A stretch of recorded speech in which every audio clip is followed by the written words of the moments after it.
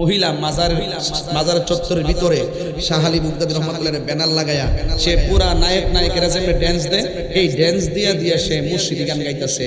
এটা হারাম, এটা চলবে না, এটাকে আমি সুরক্ষা করে ছাড়বো ইনশাআল্লাহ। আল্লাহর মাজার হলো পবিত্র একটি জায়গা, এখানে জিয়ারতের জায়গা। এই জায়গাকে আমরা বেহায়াপনা দিয়ে লুণ্ঠিত করতে দেব না। কথা বলেন ঠিক না বেঠিক? আপনারা কি আমার সাথে আছেন? আপনারা কি আমাদের সাথে আছেন? আমি দুইটা রুট ম্যাপ তৈরি করছি। একটা রুট ম্যাপ হইল এই ওয়াজ মাহফিল আহলুস সুন্নাত ওয়াল জামাতের যারা কথা বলবে তাদেরকে যোগ্যতা নিয়ে চেয়ারে বসে কথা বলতে হবে। আপনি 8 পাস করবেন, 9 পাস করবেন, দাখিল পাস করবেন, কিছু জানেন না, শূন্য এই স্টেজে বসে ওয়াজ করবেন। ওয়াজের মাঠটা কি তামসা পাইছেন?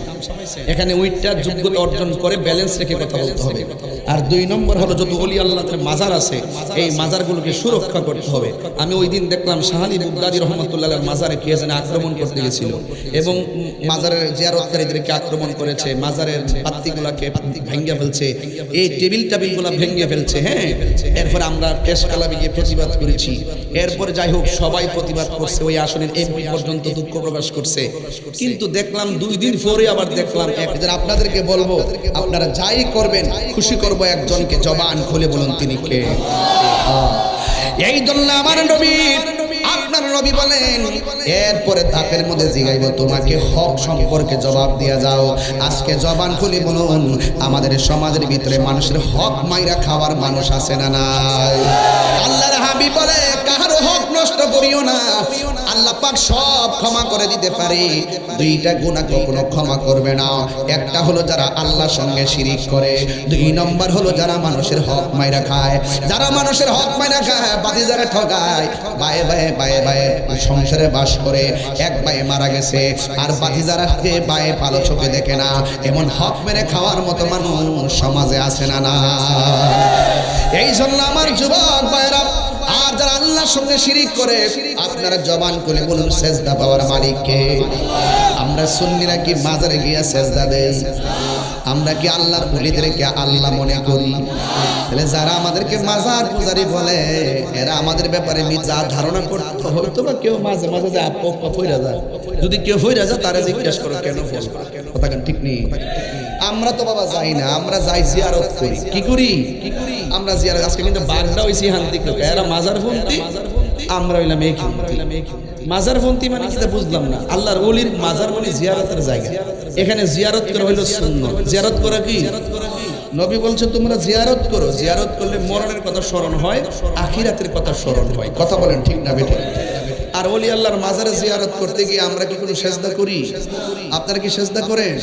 সেজদা করা যাবে না। সেজদা পাওয়ার মালিক কে? এই কথাগুলো আপনারা ভালো করে শুনে যান। আর কালকে লাইভে এসে কইেন তাহিরুদের সুন্দর একটা কথা কইয়া গেছে, আল্লাহর হস্তে হিংসা বিদ্বেষ বন্ধ করিয়া আল্লাহর হস্তে মানুষ একটা মানুষকে মিথ্যা অপবাদ দেওয়া বড় জুলুম। কথা বলেন ঠিক না বেঠিক? এই জন্য হাত দিয়ে উঠছে না কেউ, আরে সারছে রে তোর এলাকার তো দিয়ে যেভাবে চলে রে, একটু হাত তোলেন, হাত তোলেন, হাত তোলেন, হাত তোলেন। এইভাবে মহিলাকে যদি সরাসরি বহির্ভূত বেপর্দা ভাবে বেগানা পুরুষদেরকে দেখাইয়া আল্লাহ মাজারে যদি এরকম ভাবে করে, এটা কি বলি আল্লাহদের অপমান হয় না? এটা কি আমাদের সুন্নি জামাতের অপমান হয় না? এজন্য আমি বলবো আমরা একটা এরিয়া দিব, যে এরিয়ার ভিতরে কোনো নাচ গান চলবে। তোমরা যদি একান্তে বাংলাদেশের নাগরিক হিসেবে বাক স্বাধীনতার নামে করতে চাও তাহলে দূরে যাই করো। হ্যাঁ ঠিক আছে, ঠিক আছে কি না? আমরা বাক স্বাধীনতা আঘাত করবো না, কিন্তু প্রত্যেকটা জিনিসের সিস্টেম আছে। মসজিদের ভিতরে যদি আপনি এসে কনসার্ট লাগাই দেন, এটা কি কেউ মেনে নিবে?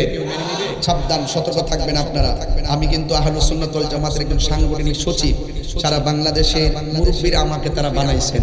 ইনশাল্লাহ এই মাসের 27 তারিখ থেকে চট্টগ্রাম উত্তরের কাউন্সিল দিয়ে সারা বাংলাদেশে একযোগে কাউন্সিল শুরু হবে, যেখানে সংখ্যা হবে প্রায় 6 কোটির মতো ইনশাআল্লাহ। আপনারা আমাদের জন্য দোয়া করবেন। এই দেশে আমরা সর্ববৃহৎ একটা গোষ্ঠী, কিন্তু বিভিন্ন কারণে আমাদেরকে মাইনাস করে রাখা হয়েছে, কিছু অপপ্রচার আর অপবাদের কারণে। এগুলো আমরা এখন বুঝতে শিখেছি, এগুলো আমরা কথা বলতে শিখেছি। আমরা সত্যকে প্রতিষ্ঠা করার জন্য দেশ এবং ধর্মকে সুরক্ষা ইনশাআল্লাহ আমরা আমাদের তরিকা পন্থীরা একটা ফরম্যাট এই দেশে তৈরি করব, যেখানে কোনো মারামারি থাকবে না, কাটাকাটি থাকবে না, থাকবে শুধুমাত্র ভালোবাসা আর সম্প্রীতি। কথা বলেন ঠিক না বেঠিক? রাজি আছেন কিনা বলেন? কারা কারা রাজি আছেন হাত তুলে দেন ইনশাআল্লাহ। নারে তাকবীর, নারে রিসালাত, নারে গাউসিয়া। আহলুস সুন্নাত ওয়াল জামাত, কুরআন সুন্নাহর আলো, খুশি হয়েছেন তো? সবাই খুশি হয়েছেন তো? তাইলে শিরিকের গুনাহ আল্লাহ পাক মাফ করবে, মনে থাকবো। আরেকটা হলো আত্মীয়তার সম্পর্ক ছিন্নকারী। এই মাসের মধ্যে আমার কাছে তালাকের ফতোয়া আইছে 2-3 তো আমি রাগ করে কইলাইছি, মোবাইলে দেলাইছি, এক কথা 2 কথা 3 কথা কইলাইছি, আমার কাছে আয়া পড়ছে। আমি তো পাগল, যদি ঘরের মধ্যে আগুন লাগবে নি? ও লাগবো, তুমি লাগাইছো। এইরকম ভাবে বহুত ফতোয়া রয়েছে।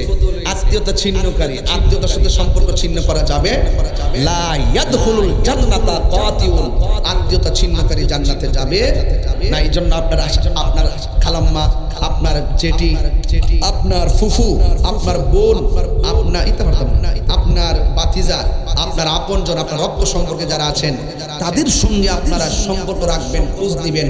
গোশত যে ফ্রিজের ভিতরে ঢুকাইছেন, বোনের বাড়িতে ভাড়াইছেন নি, খালাম্মার জন্য ভাড়াইছেন নি, মামুর জন্য ভাড়াইছেন নি? হ্যাঁ, কথা ঠিক আছে নি? আপনার কালকে দেখছি ফ্রিজের ভিতরে এমন ভাবে ঢুকাইছে, ছবিটা আইছে আর কি ফেসবুকে, ডিজেল লাগানোর পরে একটা বাং দিছে, দেওয়ার পাশে সাইডে দা ফুটলাটি বাইরে রইছে, মানে এমন বাং দিছে সাইডে দেয়া অনেকগুলো ফুটলা, ফুটলাটা বাইরে রইছে আর কি, মানে এমন থুয়া তৈছে জাগাও না, এরপরে রশি দিয়ে বাং দিছে, গামলা বইরা খাইবার লাগে। অথচ তার বাড়িতে যখন অনাহারীরা আসছে ধমক মেরে বিদায় করে দিছে। সাবধান, সুষম বন্টন নীতি থাকলে সমাজে অভাব থাকবে না। কথা কোন ঠিক কিনা? আল্লাহ আমাদের সকলকে বোঝার তৌফিক দান করুন, সকলে বলুন আমিন। আসেন দাঁড়িয়ে নবীর সালাম দেব, ইয়া নবী।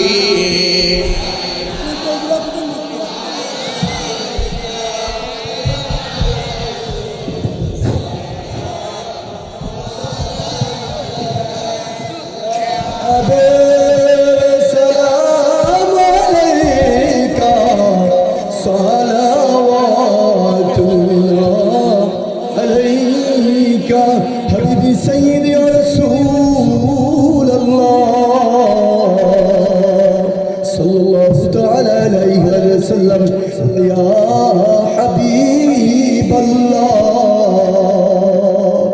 رسول